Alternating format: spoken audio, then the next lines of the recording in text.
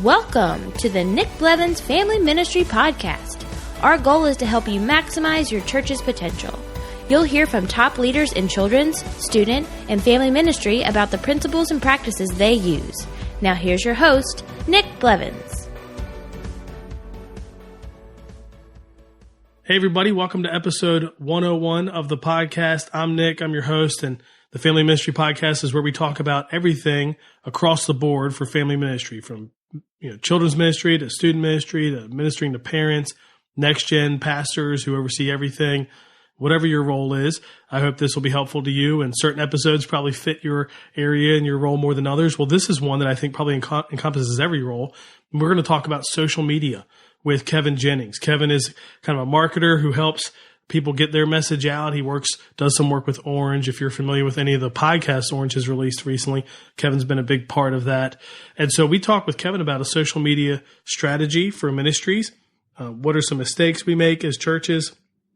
How can we create a strategy from the ground up? Like, what would be the best approach? So Kevin shares that. We actually run out of time because he just has so much to share. I'd love to have asked him even more questions, but what we get through is really good and can set you up to evaluate your current plan and maybe even create a new strategy if need be. As usual, you can get the show notes on my site at nickblevins.com/episode 101.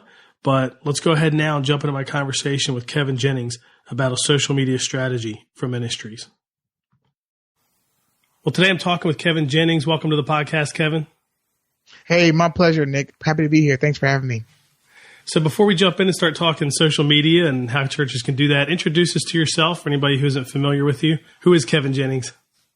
Yeah, who am I? That's a great question. I feel like that's what I'm asking myself every day. I'm a 33-year-old marketing strategist based out of Atlanta, Georgia, by way of Nashville, Tennessee. Did not think I'd be in marketing. Most of my life, I thought I'd be a musician or a songwriter or producer. And early on, even in college, I just thought that the idea of having to get picked for your calling felt a little odd to me. So I just said, well, maybe if I want to figure this out, I should probably read a couple of business books and read about how to make sure I can actually have a career, even if I'm not famous or if I don't have a major label that wants to work with me. And in the process, I just fell in love with the ability to communicate and connect with people around the things you've created to solve their problems or make their life better.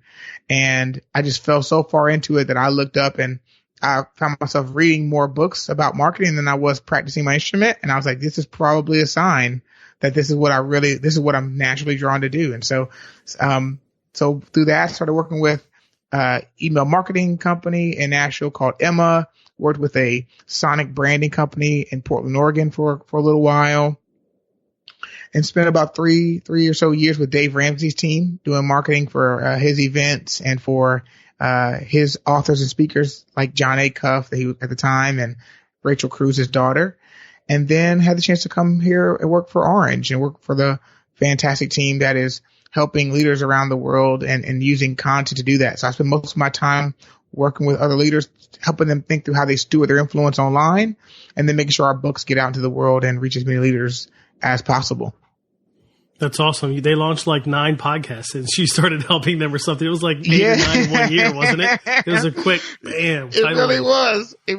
Yeah, we went from zero. We had, I guess Carrie is associated with the team, but started out with Carrie Newhoff's podcast 3 or so years ago. And then I guess everyone finally said, Kevin, maybe we could do that internally too.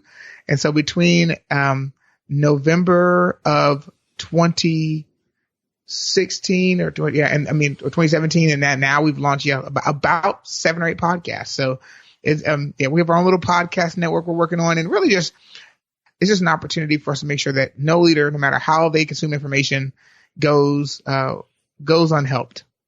Mm-hmm. Yeah, and it's great because you have all the categories, you know what I mean? Like there's for different ministries, for different services that Orange provides. I think of like the marriage thing or parenting or youth ministry or whatever. Like you're hitting all those categories, which is great. That's awesome. Well, I appreciate it. Fast. They were coming fast. Yeah. And they're good. They're really good. I hear stuff all the time. People telling me about how they love those podcasts. So good work. Well, I Well, hey, no, I appreciate it, man. I mean, obviously you and many people, I mean, obviously you are one of the people who were here first and really, I think really set a great tone for what it means to provide quality conversations and, and content so that people can grow as family ministry leaders. So I really want to thank you for what you do sincerely. I think in, many ways you were one of the first podcasts I listened to say, okay, what can we add to this space? Well, Nick's doing a really great job here. Maybe we can add a little value here. And so I appreciate what you're doing as well, man. And obviously you're part of the Orange family as well. So it's an honor to be here once again. Cool. Thanks for joining us. I want to talk social media, and I feel like you're like an expert at it. I don't know if you feel like that, but that's what I don't feel like that. And you were at the Next Gathering, which is a small gathering. Orange historically has been a small gathering for next gen pastors that Orange has held. And I remember you and Jeff Henderson were part of like a conversation about social media.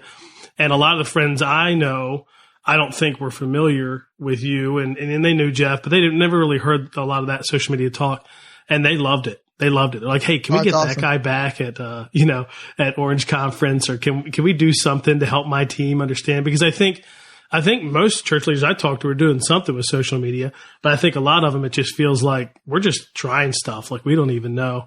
So in that vein, the first question I have for you is, what mistakes are churches making? Because a lot of churches are just trying things, So what do you think are some mistakes we're making with social media? And I said, and I know for people, if you listen to this podcast, you probably are really focused on development and growth and staying on the cutting edge and trying to improve. So this may not be the mistake you're making. But one of the common mistakes that I do see a lot is people just trying to replace email newsletters and bulletins and handouts, saying, okay, if I can just, and I get it. They're trying to make sure that if something doesn't go well, that you can tell your leader, look, we were everywhere. We put it on social media 17 times. We did our part. And that happens, or you're doing it because you feel you have to do it. But that also turns into, I would say, a lot of screaming and yelling, right? I mean, it's very one-sided. You're just saying, hey, look what we're doing. And you really don't care if people are following you or you want followers, but you're not engaging with anyone. So it can just be boring and full of information and a little overwhelming. The other thing I think is that it becomes a little narcissistic. And once again, I'm using these phrases just because I want to paint the picture of how it feels on the other end. Where all we ever hear about is your ministry, your upcoming event. But it's not even one where we get to know you. It's not like, hey, here's our new team member. Here's a new volunteer. Here's our new summer intern. It's just come, pay, register. Here's a due date. Here's the information. And I do get there's a time and place for all of that. But the reality is the people in our world today, us included, we are so accustomed to personalized communication that we turn off when we feel like it's not for us. And we can look no further than our, Discover Weekly Spotify playlist that's automatically updated based on our preferences, our Netflix recommendations, your Amazon items you might like because you purchased. We're just so used to people serving us in a relevant way that we tune out when it's not relevant. I think it's another big part of kind of the overarching issue with it. And then I think the last part, and this is more semantics or maybe personal preferences, but the designs are typically pretty bad. And I think that unfortunately, Nick, this is 2018. It's the year, we have Squarespace that you can push a button for $10 a month, $16 a month and get a beautiful website that's kind of dummy proof. You can go on Canva and they're going to give you like basic templates that have already been optimized for you. It's just MailChimp with standard email templates. You can just kind of plug and play. So people have a really low tolerance for bad design because everywhere we go, we're getting high-end content. The 16-year-old who puts a YouTube video is using HD cameras and they're, and so everybody knows when it's bad. Everybody feels it. Your grandma knows it now too because grandma sees good content everywhere she goes. The photo I take of my daughter and I'm a terrible photographer, by the way, but when I'm holding my camera, iPhone automatically kind of locks in on her face and steadies the camera for me. So she's seeing HD camera photos of my daughter when I'm a bad photographer. Mm-hmm. And so I think when we make bad design decisions, that's another thing that I think makes us, unfortunately and unintentionally, repel people in today's world. What are a couple? This is just something I was thinking about. You mentioned Canva, which is a great tool. Squarespace for websites. I've heard of sites like Design Pickle, where it's like, is it a subscription-based graphic thing that churches could use, or even Pro Church Tools does some stuff like that, I think. I don't know. Are there any others that you think of where it's like, hey, if that's your problem, here are some tools, some software, some places you can turn to help with that? Yeah, there's actually a really great, and I just stumbled upon this, and I'm a big fan of templates, but also I'm big on customization to make to the best of your ability. But let's assume you have like zero help, absolutely no help. I'm definitely going to say Canva, because you're going to do a good job there. It's a Canva.com. And then there is a library for stock imagery and not stock photos, as you know, but like actually like stock ready to use, your customizable social media imagery. And I'm actually going to pull it right now before I forget it, because there's so many. I'm going to make sure I look it up and not misspeak if I can.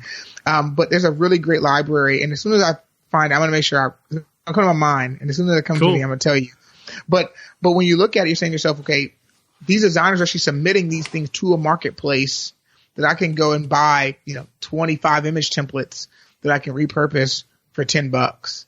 I know, obviously at Orange we have Weekly, which helps with social media plans and email newsletters for, youth ministry, student ministry, kids ministry, to make sure that you can have something that's professionally done, might have a little bit of the content done for you, but it's still editable as well. Yeah, that's true. I guess I don't know of any other curriculums that do like what Weekly does, where you have like import the MailChimp email ready to go, and graphics and social media is kind of done for you. But if you're using a curriculum or something, or series stuff, even with student ministry or youth ministry, that would be a place to turn for people listening to this podcast. But I was even thinking church-wide, a lot of churches, like, they don't have a staff person to create that for them. And it can be expensive if it's like contract per graphic. But there are these like subscription sites, or like you're talking about, where you can buy templates that could be helpful. That might be a place to turn. Yeah, for sure. And I don't know. I'm just literally going blank in my head right now off of that, but because this is one I found not too long ago, and I was blown away by everything I found there. I think it is creativemarket.com. Okay. And yeah, it's exactly what it is. It's creativemarket.com. And the best part about it is so you can download 12 fully customizable Insta-story templates. You can download, infographic templates. You can, and there are a ton of services you can do, like custom infographics, like pick to chart. You can do your own Instagram, but they even have like logo bundles. You can just download a bunch of logos. You can just swap the names out, and they have like search. So if you're looking for a new logo for a series, or, but creativemarket.com, fantastic resource. Incredibly cheap. Like you will not be able to get a designer to do this high quality of design at this price. And it's better than if you said, hey, I want to go to Creative Market, then I'll go to Fiverr and pay someone to customize it, because I don't know how to use Illustrator. That's fantastic. Yeah. But that's still going to save you a lot of money on the front end. That's good. How about platforms? Like when it comes to churches or ministries using social media, which ones should we use? How do we know which one's going to be best for our audience? You know what I mean? It seems like it changes not that often. I think we joke that it changes all the time. There's a little bit of change with it, but what have you seen? What's most helpful for churches and ministries? Yeah, I would think it's based on your audience. So we'll talk about the broader, congregation, but when we talk about our ministries as, student leaders, kids ministry leaders, children's ministry leaders, preschool leaders, I do think it's going to vary, because of who we're trying to serve. So I'm going to use my family as an example. My wife, we only have one child. We're rookie parents with a 2-year-old daughter. And so we are still consulting, your third grandparent, Google, saying, what does this rash mean? What does this look like? And so what ends up happening is we end up joining Facebook groups for our parents, just because not because we're in them all the time. We just need a place to go where we don't have an answer. Has anyone seen this particular bump before? And so I think sometimes, so I would say as a church, when you're looking to engage a lot of new parents, I definitely think Facebook's going to be a big help there. There's a lot of tribes out there where you don't even have to create the group. You can just jump in and just say, hey, we can add value for the people who are in our area. And there are a lot of local Facebook groups for parents, even though they're online groups, they're geographically driven to make that easy. I think if I was trying to focus on volunteers, I definitely think that a Facebook group would be helpful, but Instagram might be really powerful as well because of the fact that it is now such a multimedia platform, but it's by nature, it's bite-sized. And I think that as any leader, I think anyone listening, they know the tension of getting someone to be confident that you're not going to keep much of their time. But on Instagram, when your top video limit is going to be 2 minutes or less, or your Insta story is going to be 15, 20, 30 seconds, right? Or you do a short Facebook, Instagram live, your audience knows Nick's not going to keep me here very long. Mm-hmm. So I think you can break up a lot of your content in skimmable pieces, saying, hey, if you just follow us on Instagram, we will literally send everything you need to keep up with what's going on for our volunteers this week. And it'll be really easy for you.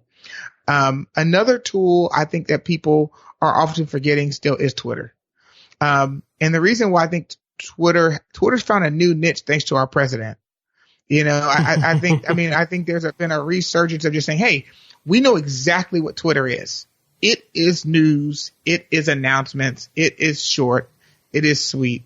And I think that if you have people who are against Twitter, fine. But I think if you have an audience, you can say, hey, I know you may not always be engaged there, but we are sharing the most up-to-date news. And this 5 or 6 tweets and you're off of there. You're on about your way. But I think if I was going to evaluate the platforms, I'm thinking, who's my audience? Pinterest is still predominantly female. Facebook obviously is close to 50-50. But you're going to still get an older generation there. If I'm trying to connect with my students, I am going to go Instagram. I might even do Tumblr, depending on what I'm trying to do. But I'm definitely going to I'm definitely going to explore Instagram or Snapchat, in that regard as well. So be honest. You don't have to be everywhere too. Like, take the pressure all the way off of yourself. Like, that is not real. It is not fair. You just say, hey, I am here to engage my people where most of them are. There is no silver bullet. Yeah. So that's my take on it. And I've seen that work for a lot of churches and for a lot of companies. So if somebody's listening and they're thinking, we want to kind of overhaul our approach to social media, what would be a good way to go about that? Like, kind of almost from the ground up, new strategy, new plan. What's going to be the best way? Maybe it's one channel. What would you recommend? What are the steps they could take to do that? Get clear on your purpose. And not so much like the mission. I'm saying, like, hey, what if we did this one thing, would we call this a win? And I'm saying that because I'm just being really honest on this, right? Is that you're going to answer to somebody at some point about the budget you spend, the time you spend. And I think if I'm getting called out by my senior pastor about how much I'm spending on social media when I have a team to lead, right? I want to have a clear answer about why I'm there. Mm-hmm. And so I would say, hey, what is the one thing we want to get out of this? Is it email to make sure you can connect with them offline? Is it greater awareness or word of mouth, right? Because social media is just word of mouth that's scalable. It's, Yelp reviews, Amazon reviews, Facebook shares are just what Nick and I would have done 20, 30 years ago if he said, hey, Kevin, let me call you and find out the best restaurant in town. And so with that being said, I'd say, what is your goal? Because once you get that really clear, it's going to help you have a filter for your platform you should choose first. It's going to help you get clear about what kind of content you should post as well. And so I recommend, in most cases, I recommend 2 things. One is going to be awareness of your events, awareness of what you're trying to do. I think that's a safe thing to say. It's okay. But the second thing I think is you need to try to create an offline connection. And the reason why is because you can't control what platform is going to be the big thing in 2 years. And I don't want any, especially any church, to spend a lot of their resources and time building a great following on one platform only to see that platform be changed, altered, or just die. You know, there are plenty of people who had millions of followers on MySpace.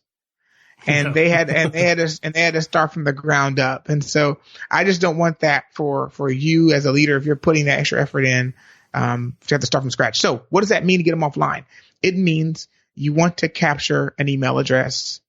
I think you have to do that. And the reason why is because people actually change their email address less than they change their phone number. Because it just comes with you from platform. I mean, it's just so platform. It's just so flexible and platform agnostic at this point. I would just say, hey, focus on email, and also it's measurable. So I say, you want to say, hey, you connect with us on social, join our email, because we really, really want to make sure that we have permission to push information to you. Social media is still a lot like television. If you're not tuning in, you miss it. True. And whereas with email, it's a little bit, I mean, obviously it's like a mailbox, right? The message can sit there until I'm ready to open it. And that is meaningful for you as a leader to say, are my messages getting through? I don't know with Twitter. I don't know with Facebook. I don't know with Instagram. I can measure with email. So I think that should be everyone's long-term goal. Hey, I missed that event. I don't want to miss the next one. Well, join our email list. We'll make sure you don't. We'll make sure that it happens. So I think once you're clear on that purpose, you want to move to then saying, okay, what's your plan? I think you could choose one primary platform, choose one secondary platform, and that's it. And then you want to give each one a unique purpose. Like, how does each platform help the other? So for example, something as simple as, hey, if you join our Facebook group, that's where we're going to give you the most up-to-date news and tips about what's going on in our ministry, in our community, birthdays, volunteer celebrations, everything, the Facebook group. However, if you just want to see pictures of our most recent event, go to Instagram. That's where we're going to be highlighting all the cool things that happen. So one is what's coming up. One is what happened in the past. So like, oh yeah, that's perfect. That's simple. Now I have a reason to follow both channels. You know, I might say Twitter's the easiest way to get in touch with Nick, our leader, because he actually responds to tweets. However, Facebook is managed by volunteers. So if I need to connect with the pastor directly, it's Twitter. If I want to connect with the team and the volunteers, I go to Facebook. So I hope that's helpful, but I think that's what I would say to get started. What about, I would imagine most people's plans, like when they pick their channels, it's going to be Instagram, Facebook, maybe Twitter. I mean, it's probably one of those three. Snapchat, maybe if it's in student ministry, but let's assume it's Facebook. That seems to be, in my opinion, the most popular one that churches and ministries are using. Because they're different. Like, you could have 6 tweets a day and that may not be too crazy. You could have 4 Instagrams a day and that may not be too crazy. Facebook, if it's a group or a page, it's just different. So let's say it is Facebook. In terms of your plan, what do you think is a good quantity, I guess, or amount of presence? And I'd love for you to share that 60-20-20 thing. I think people would love to hear that. Yeah, that'd be great. Yeah, sure. I'll share that with you. And so when it comes to just quantity, it is platform. I've recently been geeking out about this. So that's a great question. I actually feel prepared to answer. On Instagram, you don't want to do more than twice a day, 3 times a day at most. You want to do earlier in the morning, pre-work hours, and you want to do right around happy hour. So, now you might be drinking, hopefully nothing but water and juice, but just for the sake of a mental picture, you want around that 4:30, 5 o'clock time, because you're getting it in right before Instagram starts to optimize the algorithm for the big rush of everyone jumping back on the platform pre-work and post-work. So I'm thinking, hey, you want to get around 6, 7 a.m. You think no one's on then. You don't have to worry about it. Instagram is a lot different. It's a lot more like Facebook than it is like Twitter. It actually has an algorithm that is very sophisticated, and it will make sure you are not missing posts from people you engage with. It will push it back up. It will rearrange it. And if people start to like the post, it will even continue to give it for more reach. So I would say you want to do this. I mean, if your audience is up early, like parents, my wife is on Instagram by around 7:30, 7:45 a.m. Mm-hmm. So it's okay to post a little early. I saw, by the way, I don't know where I heard this, but I heard somebody say basically what you just said, that Instagram gets its most traffic at like 8 a.m. and 5 p.m. or something like that. And they joked, they were like, that's the funny thing about that is that's when a lot of people are driving and you shouldn't be on your phone. Totally. It's true. It's a good point. But it's true. It's true. And it is. I mean, that is terrible. But if you're somebody sitting still in the carpool line with the kids, or if someone's in rush hour traffic and they're at a standstill, or they're taking the subway if they're in New York, I mean, I'm trying to give the illusion that you're not doing this while you're driving for this, hopefully. Sure. But the reality is, but to your point, Nick, it's just true. And I've seen that work with some of our clients, but also with myself as well. And it's just true. So on Twitter, I do think the shelf life of a tweet is still so short. Obviously with them showing your top tweets first and kind of showing and showing what people are engaging with, and with your ability to pin tweets, there's a little less pressure, but pinned tweets don't show up in the feed more than once.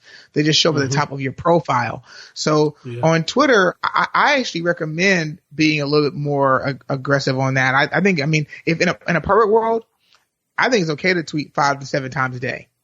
And not think anything of it, because of the fact that you're just gonna, it's just gonna pass so quickly.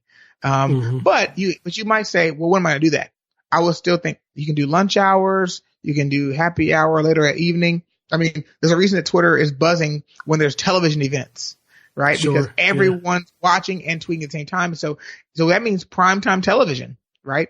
When there's big major sporting events. So that 8 o'clock to 10:30, 11 p.m., Twitter tends to be pretty popular. And so it's okay to even have your tweets scheduled later, because people might engage with them even that late in the evening. Facebook, you really don't need, with them reducing, for those that don't know, Facebook recently reduced how people who follow your page see your content. They've now reduced organically how far your posts can reach out. Because they're trying to encourage you to pay them to show your post to people. So of course, with that, of course, as a publicly traded company, they're like, we have to make money. So I don't really recommend more than once or twice a day anymore. Once upon a time, I would say 3 times a day. If your followers are really engaging, great. Then more than that. But I think once or twice a day, you're gonna be good. Now, if you're like, Kevin, we cannot spend money. That is just, but Facebook's so valuable to us. Keep a page, post on it seldomly, just to make sure it still has relevance, but create a Facebook group and then connect the group to the page. That's my recommendation. If you can create content and engage people, you just don't have the money. So you have time, but no money. Assuming you have a little bit of money and moderate time, what I would do is I'd recommend, what I've done with a few people, including Carrie, and that's more of an audience or a community appreciation campaign. And that's where you will give something away for free on your Facebook page, but people will only be notified of it if they override Facebook's algorithm so they see your post first. There's actually a little setting on your page where you can say see first or see always or get notifications. And what that would do is say, hey, guess what, guys? In 3 weeks, we are buying you dinner. There's going to be a Chick-fil-A gift card. We're going to put $200 on this thing for every night for 5 days in a row. That's $1,000, a lot of money. But we're going to buy the community, anybody, free food on us for your family. Now, to make sure you don't miss it, when it goes live, you need to change your notifications so you see our post. Otherwise, you're going to miss out. And we've done that with Carrie multiple times, and it's always been a dramatic shift in how much our organic post reach changes after the campaign. Yeah, makes sense.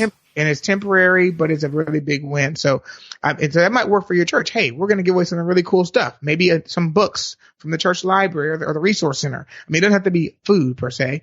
Food never helps. Gas cards never hurt. But, resources are always helpful as well. I got a couple of questions about that. I'm wondering. One, I don't think I even know. Can you as the page manager know how many people have turned on notifications or no? I'm thinking no, but no, you don't. But you just see that big change in once upon a 2 weeks ago when we were posting, we were getting an average organic reach, and Facebook will tell you that a reach of 100 people, and now what's 500 people? It's like, okay, wow, something's changed that we that can't. Makes sense. That now. And then you mentioned groups. I find a lot of people are still confused between the difference between a page and a group. Could you clarify that? And then when you say connect them, I've done that with a group to my page, but honestly, I don't do much more than that other than somebody that helps me out can actually post to the group as my page. So that's nice. But other than that, I don't know the benefits. So I'd love to hear, the distinctions between the two. Seems like a group is a better thing nowadays in some cases because I feel like you're more likely to see every post. I don't know. Tell us about that. That's well said, Nick. Yeah. So Facebook has a what they call a fan page, and they have a Facebook group. Groups are exactly what they sound like. They were designed for people to be able to organize themselves in online communities around geographic things, churches, personal interest.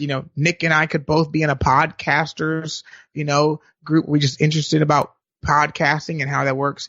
So it's really self-organizing. You have different levels of privacy to groups, secret groups, closed groups, open groups. And then you have pages. Well, pages are what we're more accustomed to. They're the public profile of a company or a public figure. And so on those particular pages, you can post content. People can post comments on your page. They can send you messages, ask you questions. But it's almost like your version of a Facebook website, if I'm using air quotes, but from your own version of a Facebook website. And so the difference is, in one, it is your quote unquote like corner of Facebook. It's kind of like your house. And a group really is what it is. You might be the host of the group, but the group is not necessarily solely owned by you. It is a collection of people, and Facebook, it's a collection of people, and Facebook treats it as such. So you don't have the ability to do certain things you could do as far as customization of the page and layout and the way it feels, but you can approve comments and moderate a conversation. But the key benefits at Nick's point earlier is Facebook is not preventing people from seeing the post of groups. Why? Because Facebook wants to be a place where you connect with friends and family. And if we're in a community together, they say, Nick and you both love podcasting, in this group together, you're probably going to want to see what Nick's talking about. And so what I would definitely recommend is the reason you want both is because you still want your service times there or your upcoming series information there. You still might want to post a cool video recap from last week's event or camp.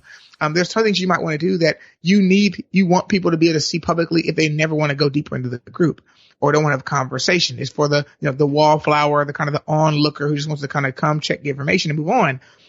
But you want to say, but if you want to go deeper on conversation, you want to engage further, the group is that option now, because that's where you're going to see the content. I can't guarantee you're going to see the content on my page the way you used to. So that's the main difference, and that's definitely the main benefit. So if you have the capacity to manage this group, support the conversation, then I definitely think it's worth doing it. It is more work. I want to make that's very clear. Having a group is significantly more work because you've given everyone else a microphone as well. And sometimes that can be a challenge depending on the topic. Yeah. So the other thing I guess about pages too is, I know they readjusted the algorithm now and they show less of your content, but it was pretty low before. Like 20% would be a standard. Like, if you had 1,000 likes, it wouldn't be surprising for a post to only be seen by 180 people or something like that. So now it's just even worse.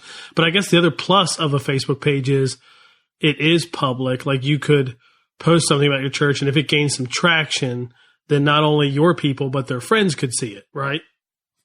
Absolutely. And even another part is when you don't have a fan page or a business page, if I want to talk about Nick's church, I can't tag them in the post.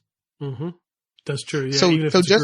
So just by having a page, you allow people who organically talk about you for Facebook to tag you in the post, so you're notified that someone talked about you, and also they can simply click on your name in the post and get to your page and learn more about your church. And so that's another asset for sure. Now, how about, so if they've picked, we're going back to like planning it and executing and all that, What do you think is just a good practice for church leaders when it comes to using social media? Is it like, okay, now we know what channel, we know how often. Do you sit down and do it once a week? And I know Weekly has great content, so if everybody subscribes to that, you kind of get some of that for you. But with that or without that, what do you think that process looks like? Well, we'll kind of go back to what you mentioned earlier with the 60-20-20 rule first, right? And I didn't create this. There's a fantastic guy here in Atlanta named Van Beard. He's an insurance agent, but he's also a church volunteer, and he works with media teams and a fantastic guy.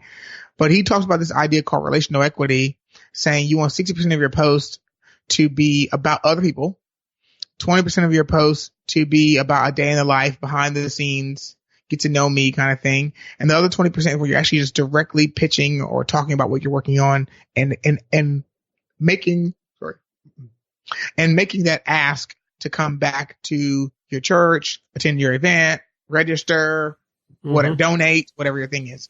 So, what I love about that strategy, first of all, is that's how real life feels, right? I mean, if I did this recently at a talk in Nashville. I said, hey, raise your hand if you have at least 100 people who follow you on social media. The whole room raises their hand. Now, if we walked into a real room with 100 people and Nick said, everybody, stop what you're doing. This is Kevin Jennings. He's smart. He's nice. And I want you to get to know him. I would blush. And I'm a black guy, but I would blush. I would turn red and I would say, Nick, that is so kind. Thank you so much. I'll be so moved. But that's what we all have access to do every single day. We have the ability to highlight people and lift them up to even if it's just 100 people. What does that do when people are, first of all, living a deficit of appreciation in their lives, but also you're lifting something that they may care about, their organization, their nonprofit, that project that they worked all weekend for as a volunteer on your team, that student who stepped up to help you when they didn't have to, so there's a bunch of things that when you do that, it creates, offline relational equity, right? When Nick does that on his social platform, I'm not going to walk away saying, thanks, digital Nick. I'm going to say, man, I appreciate Nick, the human being who's going to be offline this afternoon doing regular work, and I'm going to appreciate him. And I think we have the opportunity as a church to be a hub to create that kind of relationship with our community. And so the other part I said, people do want to know what it's like to work and how hard you're working, and you can share that story through the other 20%. So I think if you have that as a backdrop of the kind of content we're going to create, I definitely think the process has to change in the sense of saying, okay, well, how are we going to get that 60%? Well, first, I think about creating a digital comment box or a suggestion box, right? If you would say, hey, if you love the service here, let us know. Put this card in the box. What about a card for all of your ministry team, your volunteers, your staff, and says, catch people doing good, right? All we want you to do is to write a quick little index card, put their name, what happened, and that's it. We will, we'll get a picture of it if you can, right? We just want an opportunity to celebrate Jim and Sue and Brad for their contributions. And if you caught them in the act of doing something fantastic, we want to talk about it. Well, once again, now you've also, psychologically speaking, got your entire team looking for the good in everybody because they're trying to find someone doing something good, which is going to make them see more good things happening. So it's going to change the temperament of your culture, which is a side benefit of trying to get your social content together. But you're going to have all these stories coming in. Now, you don't post them all immediately. You catalog the stories. You're getting a spreadsheet and you're just putting them all in there. Just keeping a nice little list. And you say, well, I want to post one of these, once or twice a day. That's all we need. We have 50 stories. We're going to post 1 or twice a day. Now we have a whole month's worth of content. You say, well, Kevin, that's a lot of content. Do once a day. Well, I don't have that much time. Yes, you do. Yes, you do. Your job is to put a system around this so that you don't have to do all the work. And if your team's bringing the stories to you, you could have someone put them into the spreadsheet, a volunteer who just all they do. They take the comments, the celebration cards, put them into a spreadsheet, and then someone schedules them to go out. And so I think that's a big part of what has to happen. And then I would also assign one staff member to kind of be your team journalist. It's their job to do the same thing just with the staff. Hey, did you know it's Nick's birthday today? Okay, I'm gonna make sure I get a picture of him, or I'll put together a collage. Okay, well, if you just everybody's birthdays, everybody's wedding anniversaries, everyone's kids' birthdays, everyone's work anniversaries, and you have a team of 5, right? You have 20 posts guaranteed for the year that you don't have to worry about to show behind the scenes. Well, that's almost one every other week already, and we haven't even got creative yet. Yeah, and so I think sometimes you want to kind of an officially dubbed team journalist where they're doing that. Find the person on the team who's already the natural encourager, like whoever is your synergist on the team. That's the person who's going to be the kind of the culture journalist, right? Just like put them on the job and say, you are going to do that. Like every meeting, they're the ones saying, everybody post for a picture. Someone's already doing that. Yeah. We already have that one person who's like, stop. Let's get a picture. You're like, oh, again. Yes. Again, let that person do what comes naturally to them and leverage it for the good of the team. And now you have your behind the scenes posts. And you always know what you want to talk about when it comes to promoting your event. That kind of comes most naturally to you. But I think you want to think about yourself as a magazine. And that sounds really intense and overwhelming to hear. But the average magazine has their cover story picked 6 months out. Mm-hmm. And when you think that way, it just takes the pressure off. Why? Because you know what's happening. You know what's happening in the second quarter, Easter. You know what's happening in the fourth quarter, Christmas. Mm-hmm. You know what's happening in the third quarter, back to school. You know what's happening in the first quarter, Happy New Year. So we have at least 4 major events that we can totally plan around. What are we doing our New Year's theme? What are we doing our Easter? What's happening summertime with summer camps? Like you kind of know your 5 or 6 major things. That's very easy to plan around and make sure your content supporting it. I think is how I would say it. The last part is process, but I want to pause here and say, like, am I making sense to you, Nick? Any thoughts you have? No, that makes sense. I think a lot of people, I would imagine most churches are like 80% the megaphone of events, 20% other, but you're saying shift it to the 60%, telling people stories, but it could be staff, people in the church. I even think about, you've probably seen this too, where churches will do volunteer spotlights. And even if you did that, not with the mentality of just, hey, I want more people to sign up, but more just celebratory.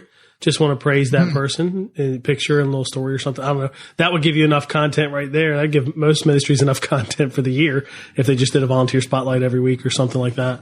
That's good. What gets rewarded gets repeated. And so, first of all, the person who the volunteer got recognized for what they did, they're going to do it more often. So now you have a person who's working even harder than they were before. The people who aren't getting recognized notice it, and they're going to want to recognize. They're going to notice it because that's the behavior you have to follow. And the third thing is this: just social media and the algorithm. When you tag me in a post, my friends see it. Mm-hmm.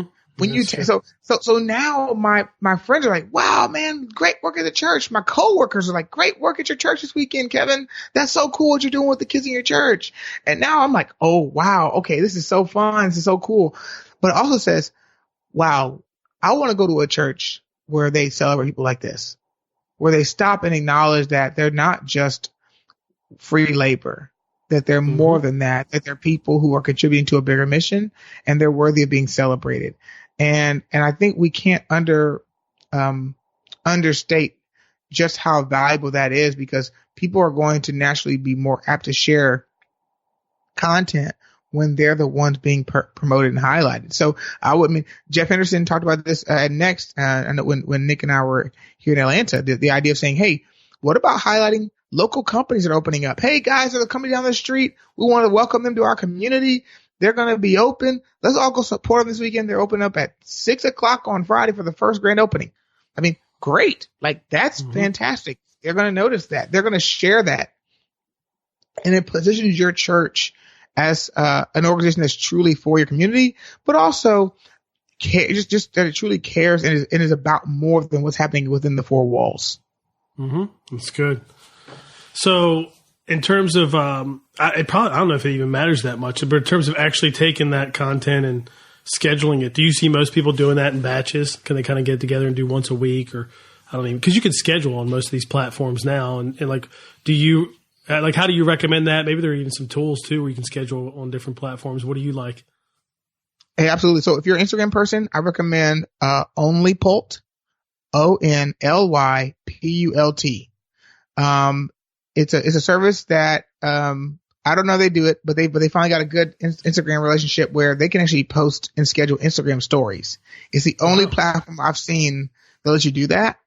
It's a fantastic tool that we've used for a lot of our work, and it's been great for us.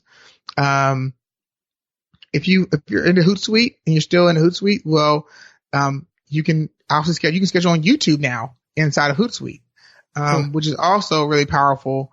For folks who are like, hey, our video presence is really, really important. In addition, one of the other tools that I think is really powerful and simple is Buffer. Buffer is, a lot of people love Buffer. I love Buffer. And the reason why is not because the other tools aren't fantastic.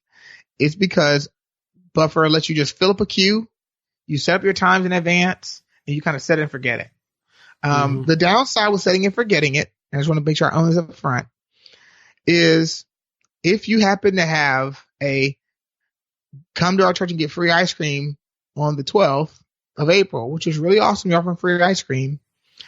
But there happens to be some terrorist attack on the 12th. If you forget that you have that post scheduled, it leads to some challenges sometimes. And so it can make the church, make you appear insensitive. And that's not true, right? You're just trying to be efficient with your time. So I definitely recommend sometimes scheduling. In a perfect world, you schedule no more than like a week or so out, 1 to 2 weeks out at a time, just because too much can happen in your life and in your in your world. I mean, we've seen people, there was a marketer, who we followed a couple years ago who, committed suicide, and tragically, and he had so much content in his queue. He was still publishing regular blog posts and tweets like about marketing tips for like 3 more months, know. Now obviously, I'm just saying it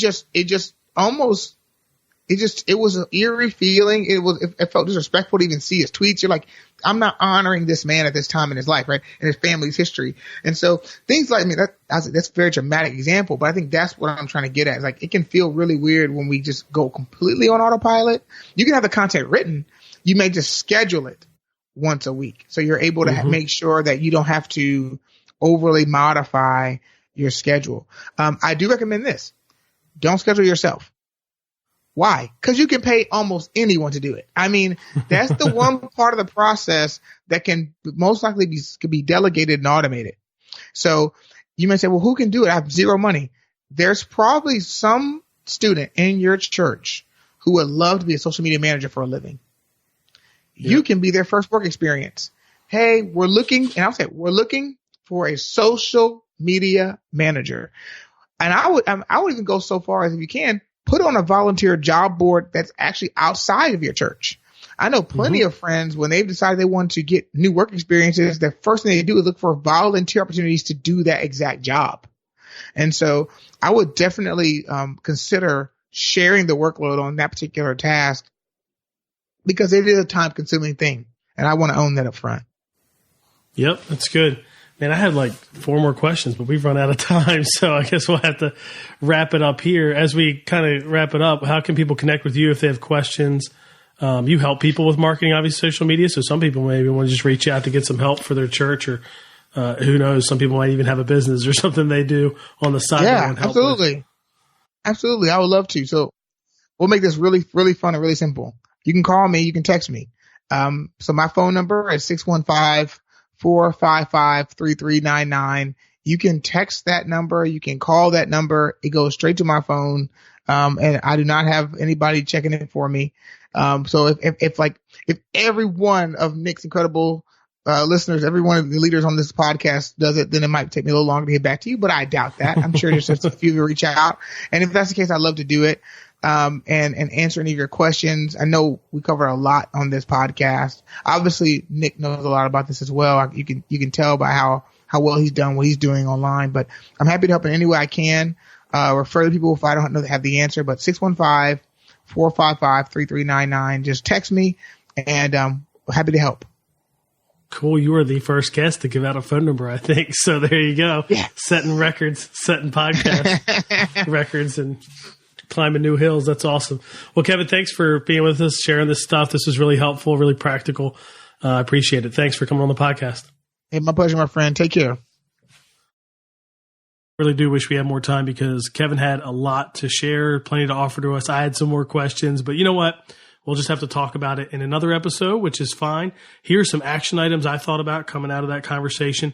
You may have caught a little bit of this, that we didn't hit all of it, but Kevin has kind of a 5 Ps approach to social media here.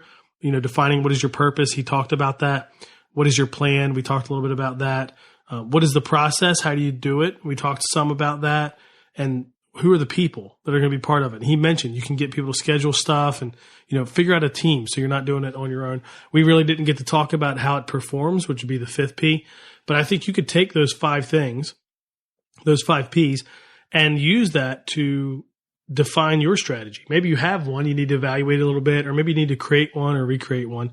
I think you could take that 5 Ps approach to go after your plan and define it. And then I think another action item is to start collecting stories like he talked about, and certainly to start telling those stories, how to make 60% of our social media content more about other people.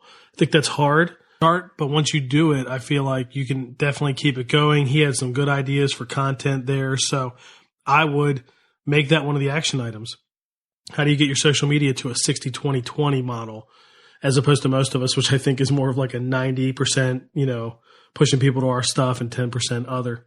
All the notes and links and things like that in the show notes at nickblevins.com/episode 101. I hope that was helpful. Thank you for listening every week. As always, I'd love to hear from you. If you have questions or topics you'd like to hit or guests you think would be a great fit for the podcast, just email me at nick@nickblevins.com. But thanks for listening, and I hope you have a great week. Thanks for listening to the Nick Blevins Family Ministry Podcast. We hope this helps you maximize your church's potential. We would love to hear stories of how you apply what you've learned. You can do that by leaving a comment on iTunes or in the show notes at nickblevins.com.